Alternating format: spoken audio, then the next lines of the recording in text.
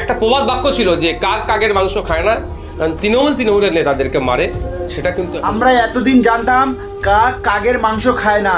আজ দেখো তোমরা যে টিএমসি কে খুন করছে, কি বললে নওশাদ সিদ্দিকী, আপনারা পুরো ভিডিওটা দেখুন। আমি চাইবো রেজ্জাক খার পরিবার বিচার পাক, যারা যারা এই খুনের সাথে যুক্ত তারা প্রত্যেকে সর্বোচ্চ শাস্তি পাক।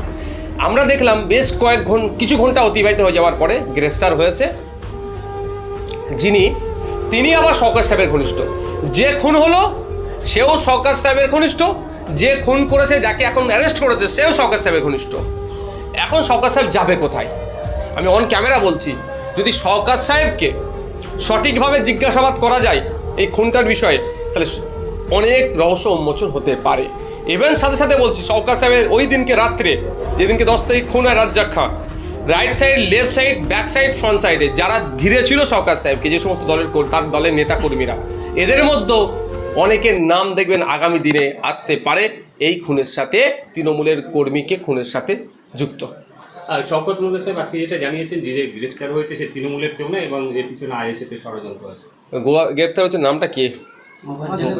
মোফাজ্জেল মোল্লা 2023 নির্বাচনে আমাদের কর্মীদের দিকে গুলি ছুঁড়েছিল, আমাদের এক কর্মী শহীদ হয়েছিল, একাধিক কর্মী গুলিবিদ্ধ হয়েছে, একটা কর্মীর পা কেটে বাদ দিতে হয়েছে ওই চালতাবেড়িয়ার অঞ্চলে। এই মোফাজ্জেল মোল্লা গুলি চালিয়েছিল। এই রাজনৈতিক পরিচয় হচ্ছে তৃণমূলের। ফ্যামিলিকে জিজ্ঞাসা করবেন সেও বলবে, ওকে জিজ্ঞাসা করুন ও বলবে। এবার আসা যাক, এই মোফাজ্জেল মোল্লা কিন্তু একজন প্রফেশনাল কিলার বললেও কম হবে।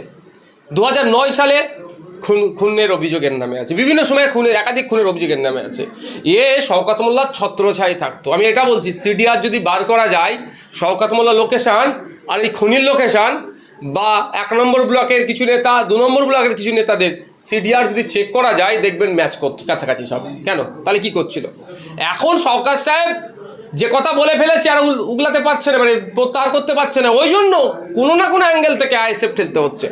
কিন্তু ক্যালকাটা পুলিশের সিপি মনোজ বর্মা সাহেবের সম্পর্কে যতটুকু আমি জানতে পারলাম, তিনি যে ইনভেস্টিগেশনের মধ্যে ঢুকে যায়, তিনি একজন এফিসিয়েন্ট অফিসার।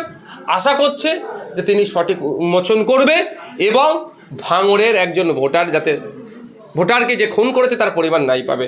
সত্যিকার আমি হতভম্ব হয়ে যাচ্ছি, আমি এত ব্যথিত যে একটা মানুষকে খুন করে দেবে। মানে রাজনীতিটা কোন জায়গায় পৌঁছাচ্ছে? এতদিন একটা প্রবাদ বাক্য ছিল যে কাক কাকের মাংস খায় না, তৃণমূলের নেতাদেরকে মারে। সেটা কিন্তু এখন হচ্ছে। তৃণমূল আজকে শওকত মোল্লা তার নেতৃত্বে পাল্টা অভিযুক্তদের ধরার দাবিতে তারা মিছিল করছে। হ্যাঁ, এইভাবেই বলতে পারে। কেমন মিছিলটা কার বিরুদ্ধে কে করবে আমি খুঁজে পাচ্ছি না। হয়তো এই স্লোগান দিতে পারে যে তৃণমূলের নেতা রাজ্জাক খাঁর খুনি, তৃণমূলের নেতা মোফাজ্জেল খাঁকে সর্বোচ্চ শাস্তি দিতে হবে, এই ধরনের বলবে। আর নাহলে এটা বলতে পারে যে পুলিশ মন্ত্রী কেন তৃণমূলের নেতা মোফাজ্জেল খাঁকে গ্রেফতার করলো, জবাব চাই, জবাব দাও। এটা বলতে, এর বাইরে কী বলবে? বলার কি মুখ আছে? এবং সেটাও বলছি, যাদেরকে নিয়ে মিছিল করবে, যে প্রথম সারি যে নেতাগুলো আছে, আগামী দিনে সঠিক তদন্ত হলে ওর মধ্যেও কারো নাম বেরিয়ে আসতে পারে।